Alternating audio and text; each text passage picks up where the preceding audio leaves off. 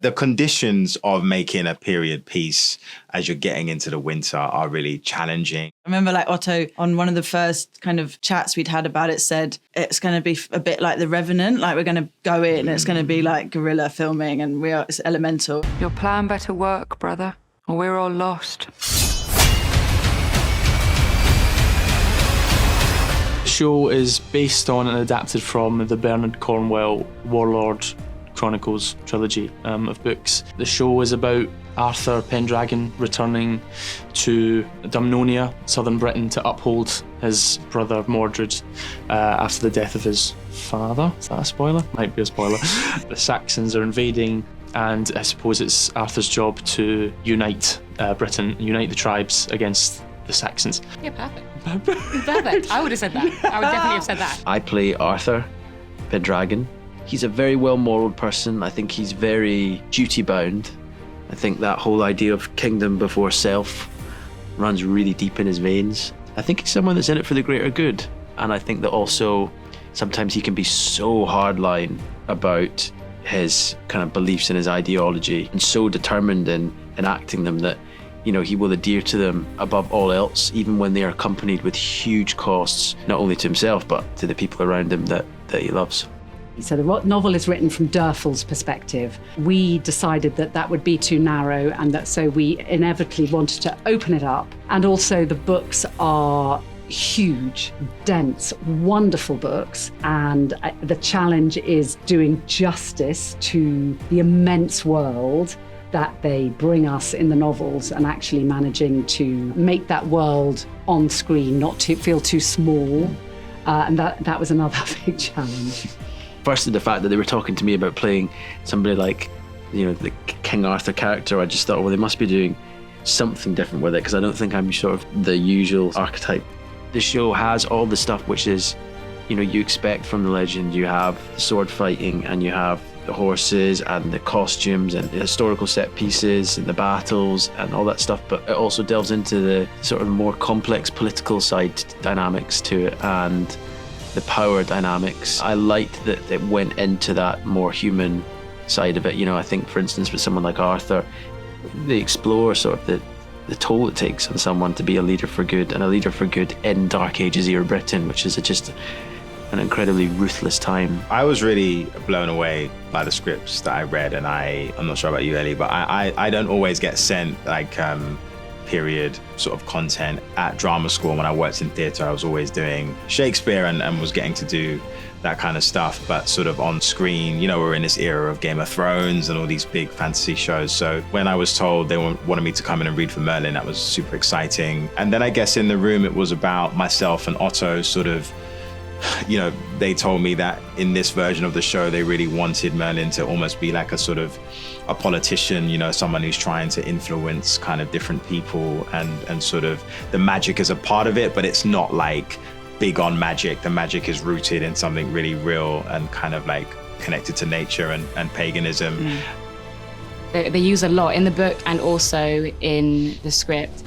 This description for Guinevere is handsome a lot, and I mean, there's so many different meanings for that word, but what I loved is that it was separate from gender, separate from just like looks. You know, when you look at that word in the past, it also means like very capable, and I loved how they just chose to describe Guinevere, and I loved the opportunities that she has within this season to be more than just Lady Guinevere. I think it's been such an amazing opportunity to take a character that we all know and love so much like Guinevere and, you know, play with those elements of, you know, how cold and how brutal she can be from the books. And also now adding layers to that and going, okay, why is she like that? How has she got there? And what version do we see when we're not looking at it just through Derfel's perspective? When I got the audition scenes for Nimue, I just instantly fell in love with her. I think I hadn't seen like a woman in a period piece that was so headstrong and so unafraid to say what she thought, and I think didn't have to flower it up or didn't have to protect anyone. She's quite bold. I loved seeing this 5th century feminist in a period world. I just thought she was amazing. I remember like Otto on one of the first kind of chats we'd had about it said it's going to be a bit like The Revenant, like we're going to go in, it's going to be like guerrilla filming and it's elemental.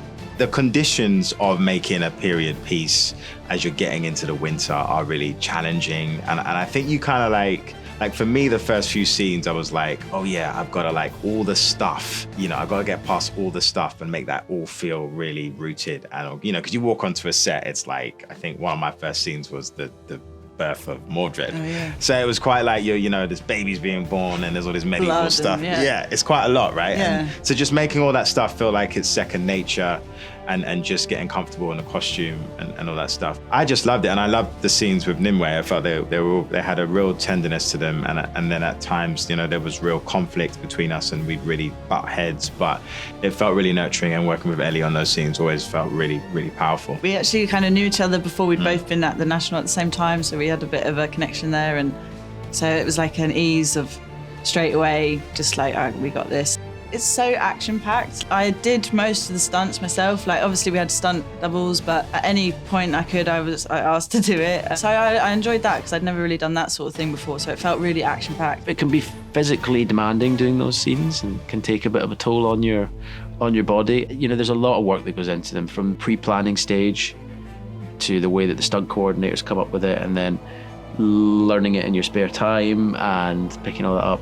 I would say the things that I really enjoyed working with the horses. They're just, sometimes for your job being an actor, you get to do these amazing things that you maybe wouldn't have the opportunity to experience, or you wouldn't have sort of had the foresight to go down the road of trying out, and horse riding is definitely one of them. We did this scene where there was quite a lot of us, where we're all in this kind of dance hall in Powys, and it was just so much fun. We had a lot of the team together, which is always more fun, because then when you're waiting in the green room, you're having fun there, and you come to set and you're still having a good time. And there was so many supporting artists as well, just creating this incredible atmosphere, all the dancers and everything. In those moments, that was one of my favorite scenes to shoot, and I couldn't stop laughing. The crews were fantastic. Obviously the landscape is incredible, absolutely incredible. I mean, you've got this amazing sort of tapestry of options. In the film industry, everybody really appreciates being able to work from home. It doesn't happen very often. So, so when you're using a local crew and everybody gets to go home and have a relatively normal life, when you're doing a long shoot like that,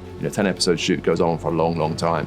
So just the general vibe and general sort of atmosphere on set was terrific, and Wales is an amazing kind of canvas for something like this. When you look at these worlds and you're reading these worlds, being able to go, actually, what's that going to be like when I get the opportunity to actually act in those scenes? Yeah. And the worlds they created were insane. So I think it was so cool to just have that imagination and be able to have the opportunity to actually bring that to life and be a part of that. I love the macro sweep of the story, kind of the epic nature of it, that we are dealing with friendship, loyalty, betrayal, huge romance, leadership.